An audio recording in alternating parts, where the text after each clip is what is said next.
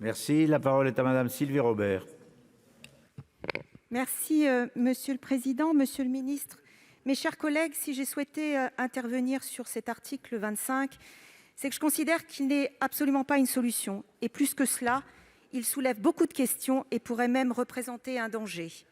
Son bien-fondé ne repose absolument pas sur des éléments tangibles, objectifs, mais sur des suppositions, voire même sur l'établissement de scénarios alternatifs. S'il est possible d'imaginer qu'un gendarme ou un policier armé hors service peut aider à la résolution d'une infraction constatée en direct dans un ERP, de la même manière, il est tout à fait possible qu'un accident puisse se produire, l'arme pouvant tomber dans la foule, être subtilisée, un mouvement de panique pouvant être déclenché, une falsification de carte de police être opérée. En somme, rien ne prouve qu'un policier armé dans un ERP puisse apporter plus de sécurité. Et justement, il faut sortir de cette logique simpliste qui voudrait que plus d'armes dans l'espace public soit synonyme de plus de sécurité. Si je dis cela, c'est qu'aujourd'hui, la possibilité qu'un policier ou un gendarme entre armé hors de son service dans un ERP est ouverte. Mais bien sûr, l'état du droit ne l'interdit pas, mais le responsable peut lui opposer un refus.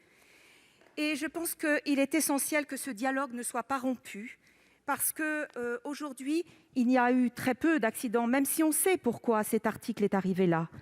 Mais il faut faire confiance aux responsables d'établissements et notamment aux lieux culturels qui connaissent leurs lieux et leur public.